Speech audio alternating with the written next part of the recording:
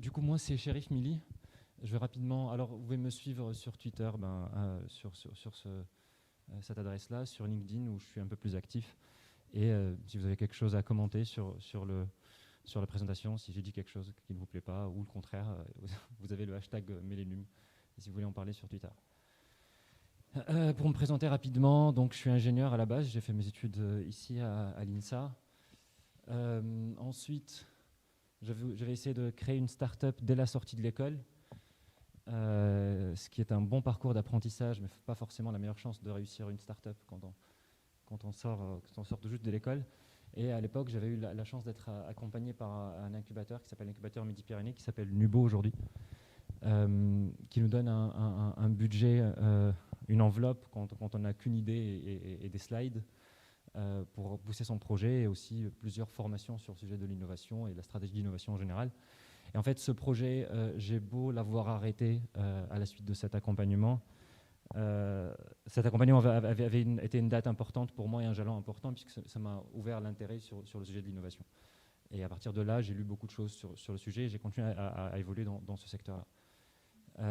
Donc ensuite, je me suis naturellement, en m'étant créé un réseau dans l'écosystème startup et en ayant approfondi un peu le sujet de l'innovation, je me suis retrouvé à conseiller des gens, à me demander du conseil ou de l'accompagnement, et j'ai fait consultant en stratégie d'innovation.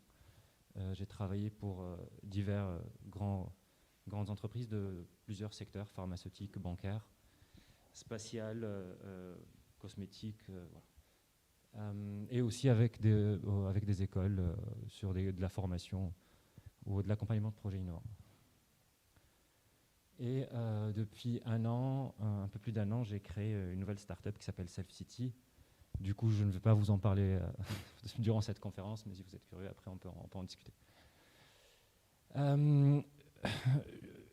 Du coup, alors on a perdu un peu de temps. Je vous propose vous êtes plus nombreux que prévu, je vais passer directement à la phase suivante. On va peut-être faire un tour de table, ça nous ralentirait. Alors, est-ce que vous connaissez la signification de cette date-là, le 22 août 2020 ? Alors, il y a eu ça a été très médiatisé en 2019, il y a la même chose en 2020, c'est la date à partir de laquelle, en fait, on a consommé plus de ressources que ce que la Terre peut produire en un an. Et je trouve que cette métrique est assez intéressante, parce que déjà, si on consomme plus que la Terre ne peut produire, on consomme un an plus que la Terre, enfin, en la moitié d'une année plus que la Terre ne peut produire en un an, on voit très bien qu'on est en train de vider le réservoir, en fait. La plupart des espèces, quand elles sont dans un écosystème pérenne, en fait, elles consomment moins de ressources que ce que leur écosystème est capable de produire, d'où la pérennité. Et là, on voit bien qu'on est dans un système qui n'est pas pérenne. Et j'aime bien cette métrique aussi parce que on peut aussi se positionner, c'est-à-dire que l'objectif, c'est de reculer cette date-là au 31 décembre au mois. C'est-à-dire qu'on ne consomme une année que ce que la Terre est capable de régénérer. Et donc, voilà, je trouve qu'elle est très parlante. Alors, c'est problématique qu'on ait consommé en 8 mois ce que la Terre doit mettre un an pour régénérer. Mais le problème, c'est que ça ne va pas s'arranger, en fait. Ici, là, le niveau de consommation par habitant en France, en euros, avec l'inflation, ajusté à l'inflation, et en fait, on continue de consommer de plus en plus. Malgré la situation qui est déjà déficitaire en termes d'exploitation de ressources. Alors, en France, la consommation, l'habitant, voilà, le citoyen français consomme de plus en plus, mais ce qui est plus alarmant, c'est que si on regarde la consommation électrique par habitant dans les pays, qui est un révélateur, un indicateur de la consommation globale, puisque quand on consomme de l'électricité, c'est pour les différents appareils qu'on a chez soi, etc. Donc c'est un bon indicateur. On voit que la France a un niveau de consommation beaucoup plus élevé que la moyenne mondiale, à peu près 4 fois plus élevé. C'est-à-dire que non seulement dans les pays développés, les habitants consomment énormément, et ils ont une consommation qui augmente, mais en plus, les pays en voie de développement sont loin derrière et sont en train d'avancer et d'accélérer pour rattraper le niveau de consommation des pays développés. Et donc, voilà, c'est un facteur supplémentaire avec ceux qui vivent dans les pays développés qui consomment de plus en plus, et ceux qui vivent dans les pays émergents qui vont consommer de plus en plus, mais de manière accélérée pour rattraper les pays développés. Et pour ne rien arranger, la population mondiale est encore en accélération. On n'arrivera pas, il n'est pas prévu qu'on atteigne un plateau de la population mondiale avant plusieurs décennies et avant 2100. Donc on a tous les facteurs d'aggravation pour que la date à laquelle on a consommé plus de ressources que la Terre ne peut générer en un an continue d'avancer au lieu de reculer. Alors, il fut un temps où, moi je me rappelle quand j'étais jeune, quand on parlait de la surconsommation, de la société de consommation, quand on la critiquait, c'était surtout un débat philosophique, c'est exister, acheter pour exister, et c'était plus un débat intellectuel, et c'est marrant qu'aujourd'hui ce n'est plus un débat intellectuel, le débat intellectuel est allé au second plan, le débat philosophique, mais ça devient un débat extrêmement concret puisqu'on est en train de détruire l'environnement qui nous permet de vivre. Ce n'est plus juste, on n'en parle pas juste pour être choqué, pour parler de l'avidité, non, là ça devient un problème concret. Et je ne sais pas s'il y en a d'entre vous qui s'intéressent à l'astronomie. Moi, c'est un sujet qui m'intéresse beaucoup, et après, il y a une partie qui est assez grand public, c'est-à-dire que les journalistes aiment bien parler des nouvelles planètes qu'on découvre, en disant on a ouvert telle planète dans tel système, dans la zone habitable, etc. En fait, les journalistes aiment bien le sensationnel, mais quand vous lisez un peu plus, souvent à la fin, ils vont vous dire combien de secondes un être humain est capable de survivre sur ces planètes-là. Et en général, entre pression, radiation, gravité, etc., on va vous dire, alors sur cette planète-là, vous pouvez survivre 15 secondes. Sur l'autre, vous pouvez survivre 20 secondes. Et en fait, l'univers est extrêmement inhospitalier pour nous. Et les conditions pour que nous, fragiles êtres humains, puissions vivre à l'air libre, elles sont assez exceptionnelles sur Terre. Et c'est assez absurde, en fait, de voir à quel point cet environnement exceptionnel qu'on a, et à quel point on est en train de le dégrader juste par de la surconsommation. Alors, comment faire du coup, puisque le sujet, c'est pas juste de tirer la sonnette d'alarme, c'est comment faire pour rajuster la trajectoire. Alors, pour moi, il y a deux axes. Le premier axe, c'est consommer plus sobrement. Consommer plus sobrement, c'est quelque chose de l'ordre du culturel. Il y a une prise de conscience qui est en train d'être faite, et il y a une évolution qui sera lente parce que c'est de l'ordre du culturel. Et il y a une autre dimension qui est transformer l'offre existante. Comment sur les biens de consommation courants, comment on peut transformer la manière dont ces biens sont produits ou ces services sont produits pour que leur impact sur les ressources et sur l'environnement en général soit beaucoup plus faible qu'il ne l'est aujourd'hui. Et sur cette conférence, on va surtout s'attarder sur cette partie-là. Donc transformer l'offre existante. Alors on va commencer par poser la problématique de cette question-là. En fait, si vous prenez n'importe quel marché et que vous positionnez une proposition de valeur sur deux axes, sur le service rendu, la qualité en quelque sorte, et l'accessibilité, c'est-à-dire le prix, un produit étant accessible s'il a un bas coût.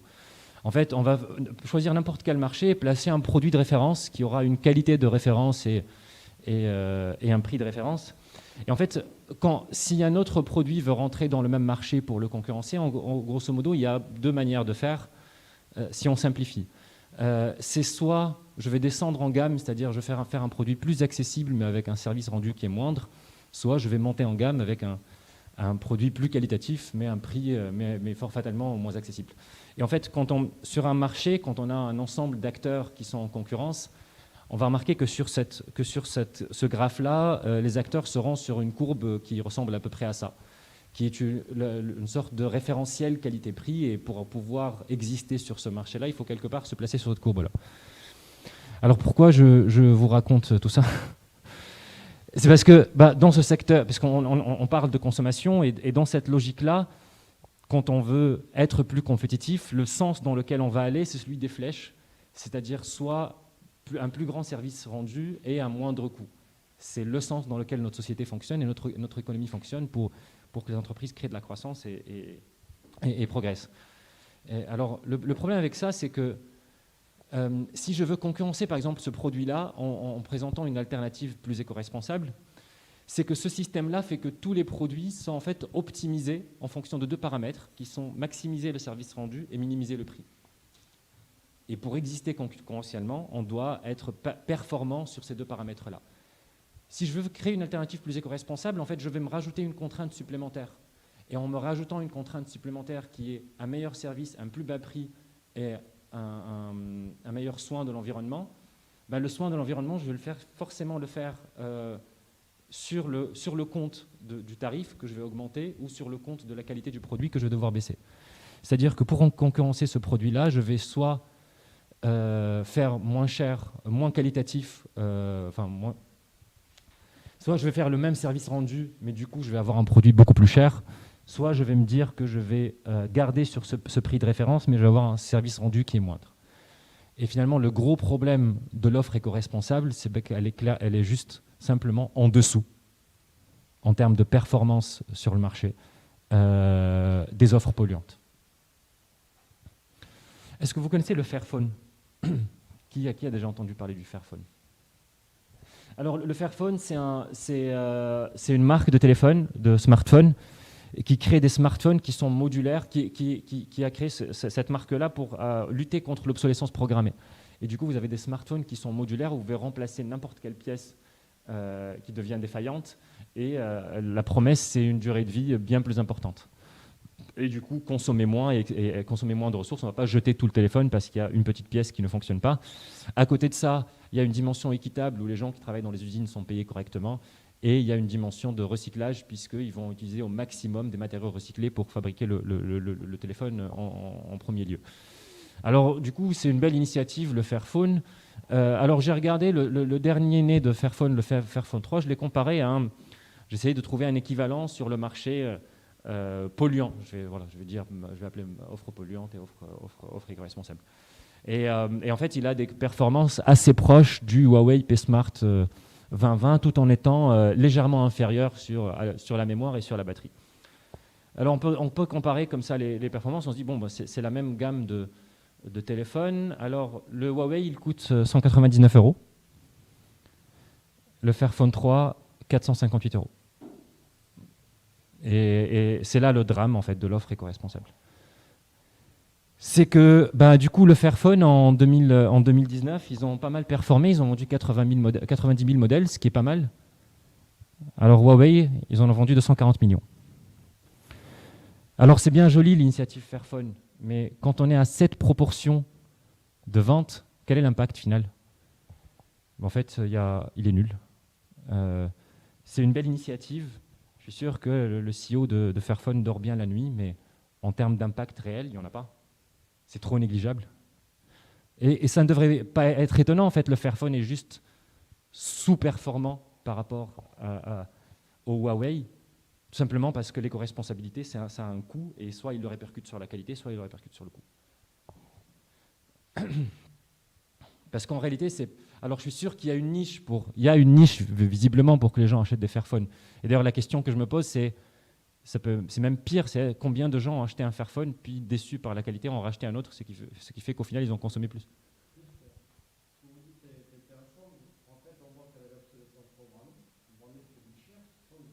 Oui, très bien. Écoutez, ça c'est un très bon sujet, on reviendra dessus. Oui, très bien. On reviendra dessus à la fin sur les questions, donc notez les questions, on revient dessus à la fin. Et donc, parce qu'en fait, si on veut vraiment transformer l'offre en plus éco-responsable, c'est à eux qu'il faut vendre le Fairphone. C'est pas à la très petite minorité qui est sensibilisée à l'éco-responsable. Parce que cette minorité-là ne changera pas la donne. Donc, un élément très important, c'est que éco-responsable ne suffit pas. Vous proposez un produit éco-responsable, c'est positif. Mais c'est extrêmement insuffisant pour faire avancer le sujet. Alors juste pour donner quelques informations supplémentaires, pour appuyer cette thèse-là, c'est que 46% de la population vit avec moins de 5,50 $ par jour. Comment vous allez convaincre cette population de payer 2 fois le prix d'un produit pour avoir quelque chose de moins performant? Et alors ça, c'est population mondiale, mais même quand on vient en France, un tiers des ménages français ont du mal à boucler la fin du mois. Donc, conclusion de cette première partie, c'est que c'est mignon le fait de créer des initiatives éco-responsables, mais souvent il y a un élément à côté duquel des entrepreneurs passent, c'est que pour créer de l'impact, Il faut viser la consommation de masse. Du coup, la question qu'on se pose, c'est qui peut nous sauver, en fait, dans cette situation. On sait que sur les forces en présence, les consommateurs, globalement, la consommation de masse, le choix va aller vers le produit optimal en termes de qualité et prix. Et donc, on ne peut pas miser entièrement, enfin, il y a une petite niche qui va consommer autrement, mais sur la consommation de masse, ce n'est pas les consommateurs qui vont faire ce travail-là d'accélérer la transition à la vitesse à laquelle elle devrait être. Alors on peut se dire, est-ce que les politiques, on doit passer par cette case-là. Alors que pourraient faire les politiques? Il y a un truc à faire, c'est taxer par exemple les produits polluants. C'est-à-dire que si vous utilisez des processus polluants ou que vous ne respectez pas un certain nombre de normes, votre produit est taxé davantage, ce qui fait que fatalement, on peut le concurrencer par un produit éco-responsable puisqu'on rattrape en gros le coût. Ça, c'est une méthode. Une autre méthode peut être dans l'autre sens, c'est juste qu'on resserre la réglementation RSE pour obliger les entreprises à produire de manière éco-responsable. On peut faire une troisième chose, on peut faire d'ailleurs les trois en même temps, c'est des subventions et réductions d'impôts pour les entreprises qui, elles, sont éco-responsables. Et en fait, toutes ces mesures-là auraient comme unique objectif, en fait, d'un peu d'écraser, d'alourdir la performance économique des produits polluants et d'améliorer la performance économique des produits éco-responsables, ce qui pourrait les rendre compétitifs. Et cette pression-là, pour qu'elle ait un sens, c'est une pression, pression réglementaire qui doit être permanente et itérative. C'est-à-dire qu'au fur et à mesure de l'apparition de nouvelles technologies, de nouveaux procédés, la réglementation devra pousser de plus en plus pour forcer l'industrie à s'aligner. Alors, face à l'urgence climatique et à ce grand défi civilisationnel, eh bien les gouvernements, en fait, c'est un rouleau compresseur qui va venir pousser vers l'avant. Et c'est ainsi qu'on a eu la loi qui interdit les touillettes et les pailles en plastique en 2019. Et cette loi-là, au final, le Sénat a décidé de repousser l'interdiction des pailles et des touillettes en plastique. Donc ça, c'est la réponse de cet énorme organisme qui est l'État à l'urgence climatique. C'est ironique, évidemment. Parce que le problème, c'est que sur la ligne bleue, où vous avez le gros du marché et où vous avez les acteurs qui sont bien placés et qui vendent à la consommation de masse, vous avez des acteurs qui brassent beaucoup d'argent. Et derrière ces énormes entreprises qui brassent beaucoup d'argent, il y a des familles qui ont beaucoup d'argent et il y a des lobbies qui ont beaucoup d'argent. Et on est dans un système où c'est très difficile pour un politicien d'aller à l'encontre du capital. Et donc, pour que les politiques soient une force contraignante suffisante pour pousser les acteurs qui font de la consommation, qui vendent à la masse, à complètement revoir leur système avec tous les coûts que ça implique et le manque à gagner que ça implique, c'est très compliqué. Et même au-delà de ça, et la compétition internationale, si on met des exigences, des contraintes beaucoup plus fortes sur son industrie, eh bien, nos industriels, ils sont en concurrence avec les industriels d'autres pays, et du coup, on les pénalise sur la scène internationale. Il y a des accords commerciaux qui limitent les possibilités de taxer les produits venant de pays qui ne font pas de réglementation anti-pollution.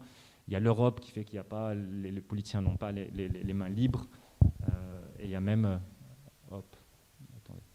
Et il y a même, en fait, ce qui est marrant, c'est que même pour sauver l'emploi, les politiciens n'ont pas été capables de taxer les produits où en fait, les êtres humains sont exploités. Même pour sauver l'emploi, qui est un argument très important pour se faire élire. Que dire sur utiliser cet outil-là pour dépolluer? Donc en fait, les politiques ne peuvent pas être la force qui va accélérer la transition écologique. Du coup, il reste une autre grande force, c'est les grandes entreprises. Alors, je vais vous raconter une histoire. Nous sommes en 2003 chez Renault. Ce n'est pas une histoire vraie, mais ça aurait pu l'être. Peut-être qu'elle est, je ne sais pas. Et nous avons un jeune cadre dynamique identifié comme haut potentiel qui est en train d'avancer en carrière chez Renault. Et ce jeune cadre-là, un jour, il assiste à une conférence sur la voiture électrique, sur le moteur thermique, sur les innovations dans les batteries. Et à la sortie de cette conférence, il est persuadé que le futur de l'automobile est électrique. Voilà, maintenant il en est persuadé et dès le lendemain, quand il va voir, quand il reprend le boulot, quand il va voir ses collègues, bah, en fait, sa thèse, c'est que, ce qu'il leur dit, c'est nous avons 2 décennies pour tout changer et il faut se mettre au travail tout de suite. Alors au début, on le prend en rigolant, on s'est dit, bon, bah, il s'est un peu passionné pour une conférence, sauf que David a l'air de vraiment prendre au sérieux son idée et il continue à chercher des sponsors dans l'entreprise, de l'appui, comment faire entendre son idée et essayer de basculer l'industrie thermique vers l'électrique dans son entreprise qui est Renault. Bah, au début, il était marrant, sauf qu'au final, il finit par agacer et les gens se disent, bah, en fait, ce mec-là n'est pas sérieux. Alors que c'était quelqu'un à qui on voulait on traçait une grande carrière, bah, on se dit, en fait, ce mec-là, il nous fait peur avec ses idées bizarres. Et tant et si bien que David finit par flinguer sa carrière, en fait. Et il est mis au placard et ce n'est quelqu'un qui a plus d'avenir dans cette boîte-là. Alors, ce qui est intéressant, c'est que cette hypothèse de David en 2003 et cette vision, bah, c'est exactement la même qu'avait Tesla en 2003. Aujourd'hui, Tesla est valorisé à 392,48 milliards de dollars, alors que Renault est valorisé 6,83 milliards de dollars. Donc, en fait, ça souligne quoi? C'est, en fait, pour les entreprises installées, le changement est quelque chose d'absolument insupportable. Aussi pertinent votre argumentaire soit-il, l'autocannibalisation, c'est-à-dire vendre un nouveau produit qui va prendre les parts de marché de ces produits existants, est quelque chose d'insupportable pour un acteur installé. Déjà parce qu'il a tout un savoir-faire qui va devenir obsolète. Ensuite, ses investissements, usines, machines, etc. va devenir obsolète. Son écosystème, ses prestataires, ses distributeurs vont devenir obsolètes. Et il n'a aucune raison, ça n'est pas logique de rendre obsolète tout ce que cette entreprise a construit, alors que dans le même moment, bah, leurs voitures se vendent très bien. Et donc, quel que soit le niveau de rationalité de l'argumentaire, les grandes entreprises ne peuvent pas remettre en cause tout leur système si elles vendent. Ils ne peuvent qu'être dans la réaction. Là, j'ai pris un cas de Renault, mais si on prend n'importe quelle entreprise, j'ai appelé entreprise jaune, qui aurait une offre, qui serait un acteur installé, qui vend très bien, qui a une offre avec 2 produits concurrentiels sur la ligne de référentiel qualité-prix. Alors aujourd'hui, on voit des offres éco-responsables, donc l'entreprise jeune peut s'amuser à tester cette niche-là avec une offre éco-responsable, mais jamais avec l'intention de remplacer ces produits existants par cette offre éco-responsable, moins performante par définition. Déjà pour ne pas laisser la place aux concurrents, et ensuite parce qu'en fait, les gens achètent. Pourquoi ils remplaceraient ça? Ça se vend. D'autant plus que c'est là que la consommation de masse, c'est là qu'il y a beaucoup plus d'argent à se faire que sur la niche éco-responsable. Et cette vache à lait ne sera jamais remise en cause. Alors par contre, vu que l'éco-responsabilité est tendance et que la consommation de masse, le fait est que même les gens qui n'ont pas les moyens, le luxe de pouvoir consommer éco-responsable, veulent consommer éco-responsable et du coup, qu'est-ce qu'on leur vend? Du greenwashing. Donc vous allez avoir sur les produits optimisés en termes de coût et de qualité, du greenwashing à outrance pour essayer de satisfaire le consommateur moyen. Et en fait, les grandes entreprises sont les premières bénéficiaires de l'état actuel du marché. Et donc, c'est les premières gardiennes du statu quo. Elles n'ont aucun intérêt à ce que ça change. Donc au final, si on regarde toutes les forces en présence, on a les consommateurs qui ont du mal à boucler leur fin de mois sur la consommation de masse et qui continueront à privilégier la performance du produit, qualité, prix et l'éco-responsabilité, se contenteront du greenwashing qu'on leur offre, mais n'auront pas le luxe de consommer éco-responsable. Et tant que les consommateurs achèteront ces produits polluants, les grandes entreprises continueront à vendre ces produits polluants. Et alors les politiques qui auraient pu être la force motrice qui pousse tout ce système-là vers un fonctionnement plus éco-responsable, eux, ils sont complètement sous le joug du capital et donc des grandes entreprises. Donc en fait, les principales forces en présence de l'économie ne peuvent pas accélérer la transition écologique. Alors, maintenant, on va porter. Quel est le portrait robot en fait du sauveteur potentiel dans cette équation-là? Alors, le sauveteur doit avoir une grande ambition, puisque là, il s'agit, au final, de proposer une offre éco-responsable qui soit compétitive et qui détrône l'offre polluante. Et ça, ce n'est pas quelque chose de facile. Et quand je dis ambition, c'est prendre le marché, faire de meilleurs produits. Donc, il y a une grande ambition qui est nécessaire pour le sauveteur potentiel. Un autre élément que doit avoir le sauveteur potentiel, c'est un intérêt à briser le statu quo. Le sauveteur potentiel est quelqu'un forcément qui n'est pas en train de profiter de la situation actuelle, parce que quelqu'un qui profite de la situation actuelle n'a pas d'intérêt à la changer. Troisième point, le sauveteur potentiel doit avoir une capacité d'innovation et de risque, parce que trouver la solution pour créer un produit éco-responsable qui puisse en même temps être compétitif face à des produits optimisés coût-qualité, ça demande non seulement une capacité d'innovation, mais aussi une prise de risque. Et enfin, cet acteur-là doit avoir accès à des financements importants, parce qu'il ne peut pas de manière réaliste réaliser son ambition s'il n'a pas d'appui financier. Bon, vous connaissez le titre de la conférence, du coup, je ne sais pas si vous avez anticipé la réponse. Ces acteurs-là, c'est les startups. Grandes ambitions, c'est en général quelque chose qui définit les startups, c'est de vouloir rentrer dans un marché et complètement le bousculer. Intérêt à briser le statu quo. En fait, une startup, c'est une entreprise qui, les gens commencent avec zéro. Donc, ils n'ont rien à perdre et tout à gagner. Et ils entrent dans un marché où ils n'ont pas de place. Donc, bousculer complètement le marché pour se faire une place, c'est même la seule manière pour elles d'avancer. La capacité d'innovation, c'est ce qu'il définit en fait, c'est amener un service innovant pour bousculer un marché. Et l'accès à des financements importants, il y a un écosystème de financement qui peut appuyer des startups pendant de très longues années alors même qu'elles perdent de l'argent.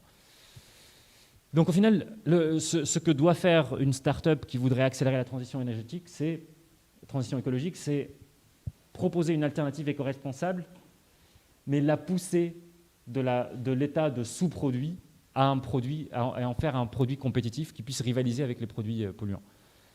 Et donc c'est ça le Graal en fait, une offre éco-responsable compétitive. Seulement, c'est beaucoup plus simple à dire qu'à faire, vous pouvez l'imaginer, parce que normalement, dans l'état de l'art actuel, il n'est pas possible de faire quelque chose comme ça. S'il y avait moyen, en fait, c'est pour compenser la contrainte écologique, en gros, il faut innover dans l'état de l'art pour trouver des solutions qui permettent malgré tout de produire un produit compétitif. Et en fait, si la start-up parvient à créer ce produit-là, eh bien, elle va forcer les concurrents à s'aligner. Et là, la start-up aura réussi son coup, qui est accélérer la transition écologique dans un secteur. Alors, un des éléments importants, c'est la notion d'agression pour forcer le changement.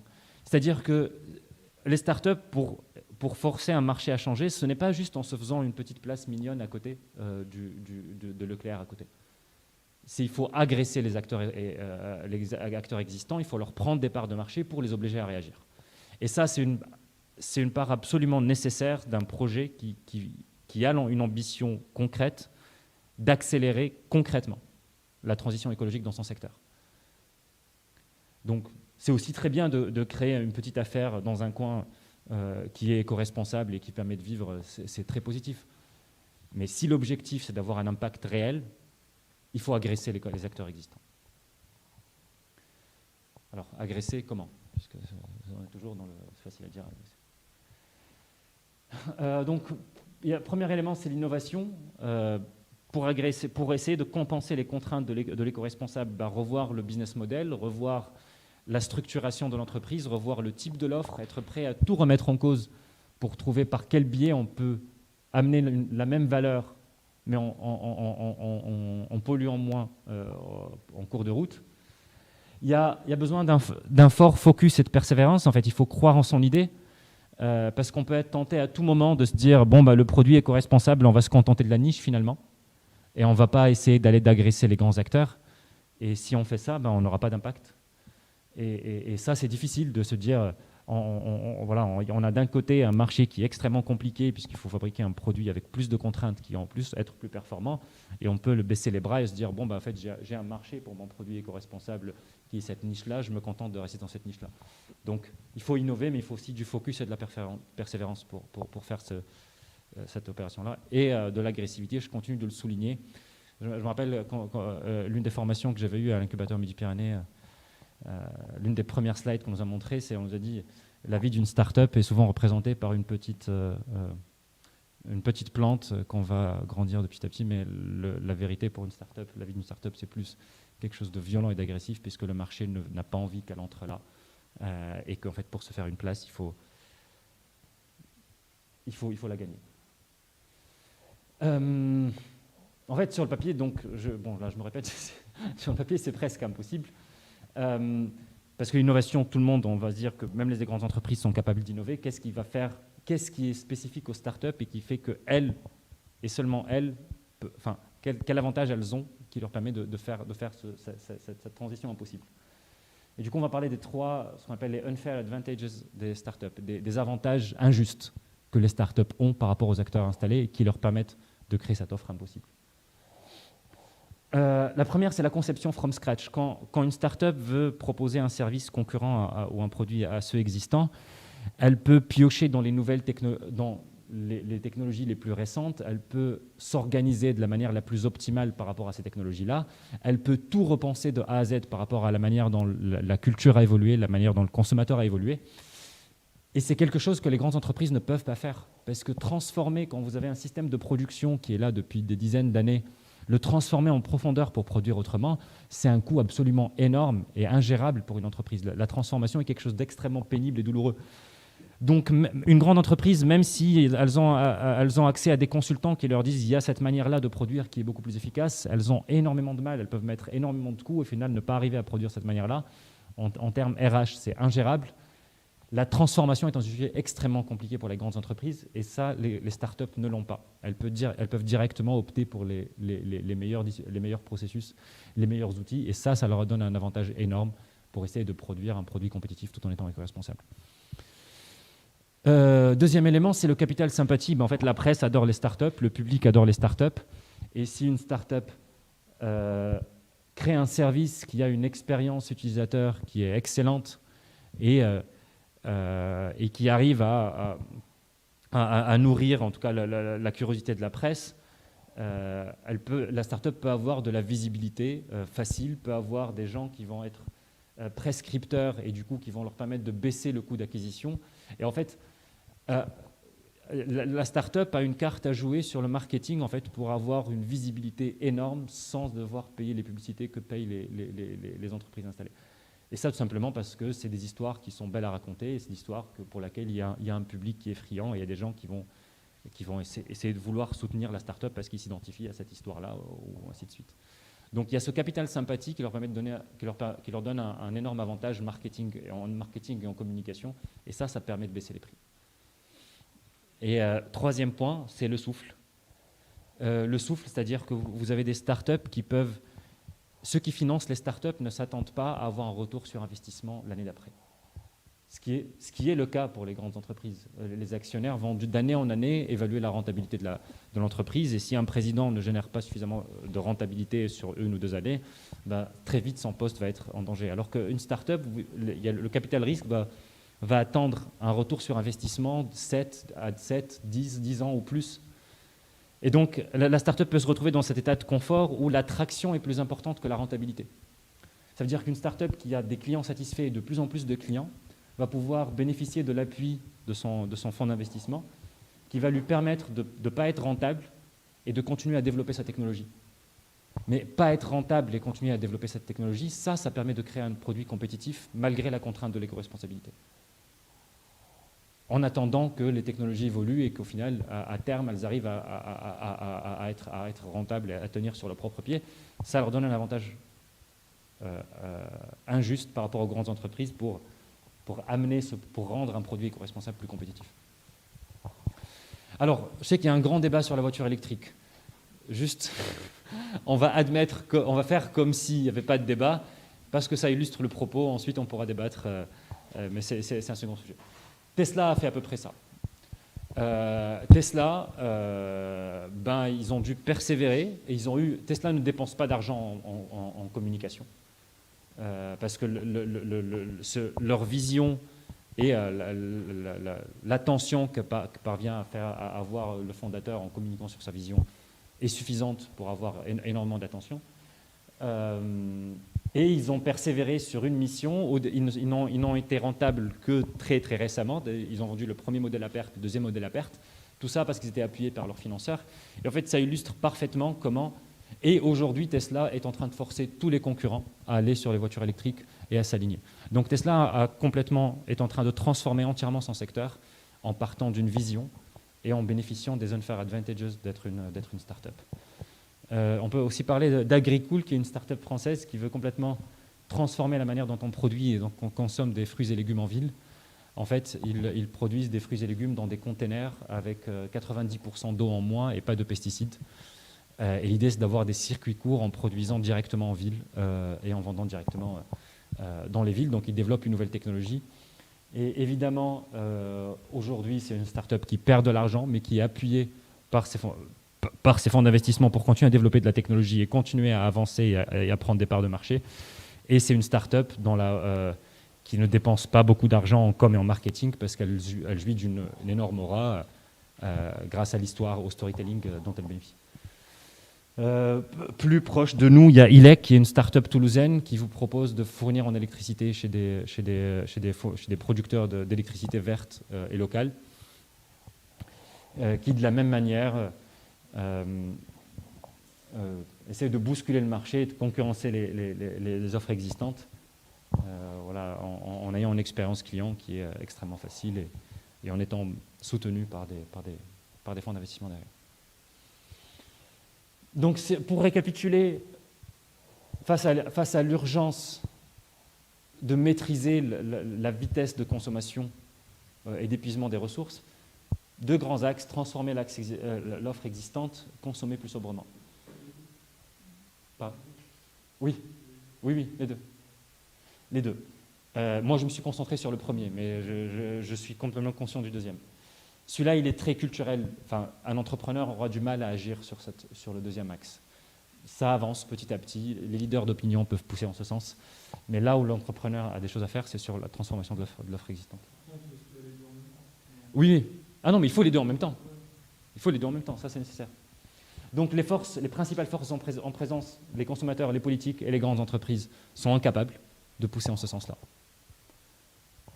Et les seuls qui ont cette capacité d'agresser des marchés en proposant des offres éco-responsables qui soient compétitives, c'est les startups, à cause de leur possibilité de tout reconstruire from scratch, à cause de l'amour des consommateurs, entre guillemets, et de l'attraction avant la rentabilité dont elles peuvent bénéficier pour développer leur technologie. Du coup, s'il y a des entrepreneurs, ou il y a des gens qui souhaitent entreprendre, c'est ce que je dis quand je croise des gens qui aspirent à l'entrepreneuriat. Je leur dis, ne créez pas le prochain TikTok en réalité virtuelle qui vous permet de mettre le visage de vos parents sur les vidéos que vous filmez en direct en réalité augmentée. Ces innovations-là, bien qu'on peut objectivement les appeler innovations, ne vont pas dans le sens de l'histoire et ne font pas du tout progresser l'humanité. Si des entrepreneurs aujourd'hui, les jeunes entrepreneurs veulent se lancer dans ce type d'aventure, moi je leur recommande plutôt d'aller dans le sens de l'histoire et au lieu d'aller inventer d'autres gadgets ou d'autres apps comme TikTok, peut-être ce qu'il faudrait faire, c'est choisir un secteur avec une activité polluante et agresser ce secteur-là en proposant une offre beaucoup plus éco-responsable et compétitive. Voilà, merci pour votre attention. Donc, si vous avez des questions...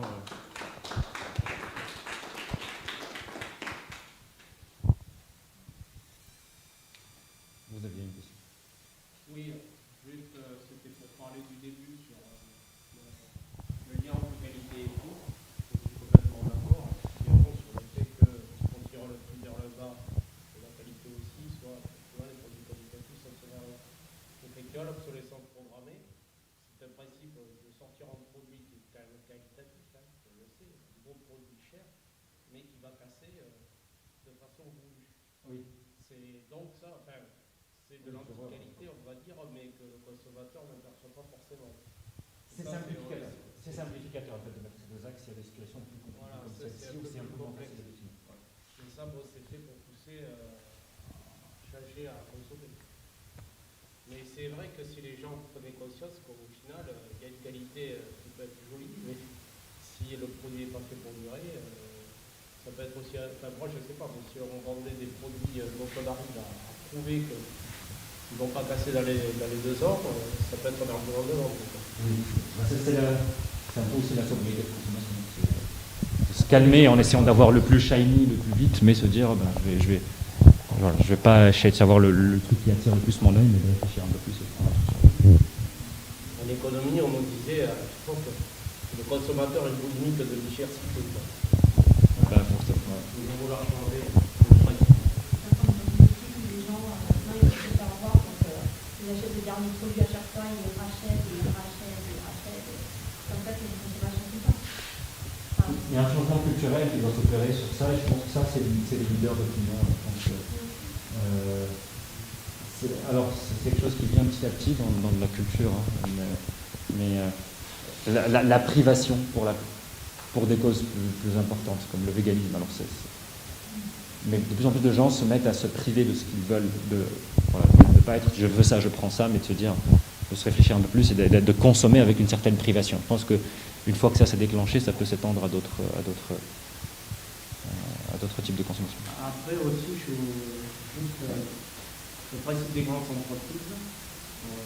Il y a quand même le principe que maintenant, il y a un effet mode, quand même, de tout ce qui est bio, écologique, etc. Pour les grandes entreprises. S'il y a un effet mode, pour moi, c'est pas l'accélération de la transition, c'est elles vendent là où il y a de la demande. Voilà. Accélérer, c'est pousser, les pousser à sortir de cette logique-là et aller au-delà de l'équation de je fais ça pour gagner de l'argent. C'est ça qui est intéressant, c'est de pousser au-delà. Est-ce que pour revenir un peu dans le passé, dans les années 40, Roosevelt il a réussi à sortir le grand stick et toutes les grandes entreprises américaines qui essayaient de bousculer ce qu'elles faisaient, mais il a vu que juste en dessous de grand stick, elles se calmaient. Et cette époque-là, par exemple Exxon, c'est juste un bout de ce qu'il y avait à le métro. D'un métro construction. Donc si peut-être qu'il se bougeait aussi, ce grand stick, il pourrait aussi calmer. J'ai une question. Vous, en tant qu'entrepreneur et chef d'entreprise, vous utilisez quoi comme indicateur de pilotage de votre performance environnementale? Aujourd'hui, le bon sens, on est une entreprise qui est jeune, qui perd de l'argent et qui essaie d'avancer vite et on a 20 000 problèmes à résoudre chaque jour. À terme, il faudra qu'on mette en place quelque chose de plus carré. Ouais. Donc, comment vous mesurez l'atteinte de vos objectifs sur cette dimension de, si j'ai bien compris, vous avez monté une start-up avec des objectifs environnementaux, sociaux, Internet. Ouais. Et comme moi je suis prof de contrôle de gestion et de comptabilité, je conseille aussi les entrepreneurs sur cette dimension de performance environnementale et sociale. Et le problème, c'est les indicateurs. Qu'est-ce qu'on prend comme indicateur de pilotage pour s'assurer qu'on réussit dans la mission qu'on s'est fixée de faire du bien à l'environnement, de faire du bien à la société, et comment on concilie ça avec la performance financière? Bon, pour moi, alors je ne vais pas rentrer dans les détails très techniques, mais je veux dire la philosophie globale de comment on se dit si... En fait, c'est est-ce que son entreprise a fait avancer le sujet ou le fait reculer? Pour moi, il y a un test simple, se comparer à un concurrent. Est-ce que le concurrent, il achète chez nous ou il achète chez le... Enfin, est-ce que le client, il achète chez nous ou chez le concurrent? Est-ce qu'en achetant chez nous, il y a un impact moindre que s'il achète chez le concurrent? Je ne donne pas les détails techniques encore, mais globalement, c'est l'idée. C'est l'idée d'être toujours, quand on nous choisit, nous, c'est plus bénéfique que de choisir le concurrent. Et le fait de se dire, quand on gagne des parts de marché, au final, qu'il y ait un alignement entre gagner des parts de marché et diminuer la pollution générée par l'activité du secteur. Ça veut dire de se dire, si on a 50% du marché sur ce secteur-là, eh bien la pollution globale de ce secteur-là aura diminué. D'avoir cet alignement entre je crois et je diminue la pollution du secteur. Ça, c'est si le marché reste constant, mais en fait, dans votre sens, le problème quand on a ce type de logique aussi, c'est de se dire on va prendre des parts de marché avec des concurrents qui ne sont pas vertueux, donc on va améliorer la situation de la société et de la planète. Et comme le marché global est en croissance, même en faisant ça, ça ne suffira pas à sauver l'humanité. Alors, je ne dis pas qu'une entreprise peut sauver l'humanité. Je dis qu'il faut transformer les secteurs et il faut commencer quelque part. Voilà. Et c'est pour ça que j'ai dit que l'ambition, pour moi, était un élément essentiel si on veut avoir un impact réel. Et après, l'ambition, est-ce qu'on arrive à la réaliser ou pas, c'est un autre sujet. Mais est-ce que 50%... Enfin, l'idée, c'est pas de se dire... mais déjà, si on rentre dans l'ordre de grandeur de plusieurs dizaines de pourcents, on commence à peser largement. Alors, est-ce que vous avez... peux me permettre, c'est pas que je suis dubitatif. Ah non, je vous en prie. Finalement, c'est une question un peu philosophique parce que bon, on voit avec le Covid, on prend souvent l'exemple de l'économie des carburants, ça a pu générer avec le confinement, les dispensations, etc. Moi, je fais partie d'un métier, moi, je suis collègue de Simon, donc on digitalise tout, c'est à bon, voilà, on est formateur, on est derrière notre écran, on est se déplacer. Et ce qu'on gagne en carburant, finalement, est-ce qu'à terme, on ne va pas le consommer autrement, c'est-à-dire que le numérique, les serveurs, la pollution numérique, etc. Hein, la santé ou autre. Donc, est-ce qu'on n'est pas dans un débat perpétuel finalement? Ah bah je saurais pas répondre à cette question. Comme vous disiez aussi, taxer en fait les entreprises.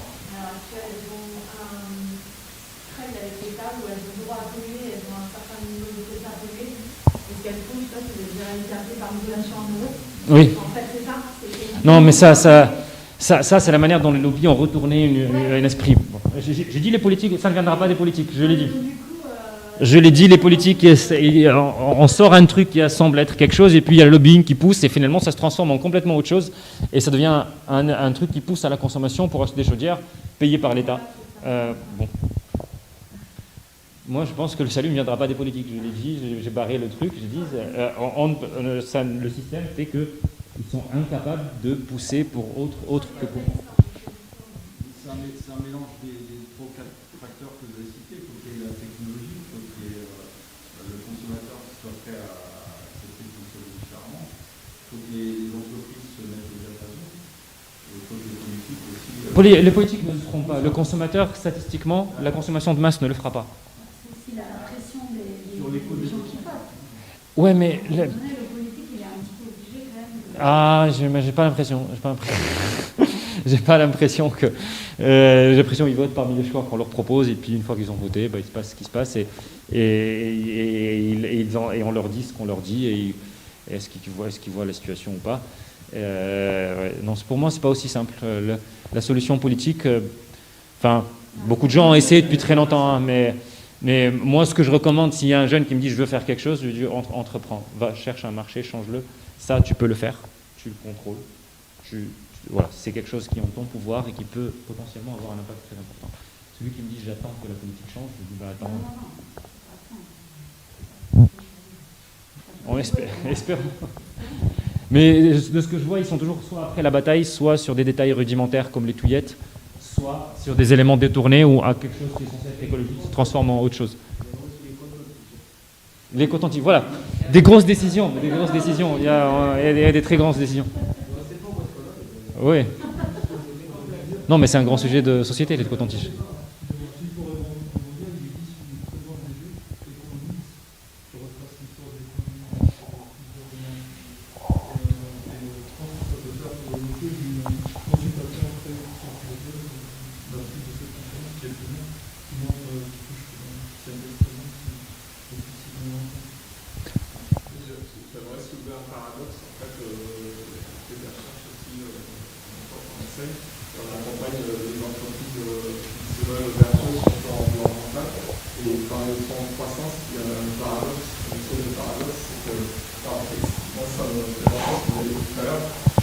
Les startups, elles ont des avantages à nous faire par rapport aux entreprises, mais si une startup qui réussit à prendre beaucoup de parts de marché, comme on l'a dit tout à l'heure, elle va plus être une startup, ça va devenir un métier. Mais il y aura d'autres startups derrière, mais c'est un mouvement perpétuel. C'est-à-dire que si quand on crée une startup, on se met dans cette optique-là de se dire je vais agresser les acteurs existants. Que l'acteur existant, il y a 10 ans, c'était une startup, finalement, c'est pas mon problème. Mais c'est un mouvement perpétuel, en fait. Et celles qui veulent rester au top tout le temps devront toujours pousser dans le sens des responsables. Et celles qui deviendront de grandes entreprises se feront bousculer par la nouvelle startup comme elles ont bousculé les entreprises avant elles. Et l'idée, c'est que c'est un mouvement permanent.